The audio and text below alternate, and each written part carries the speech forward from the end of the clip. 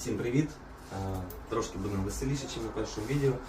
Коротше, процес в процесі. Треба зняти всі склопакети, зняли ми зараз рівно половину.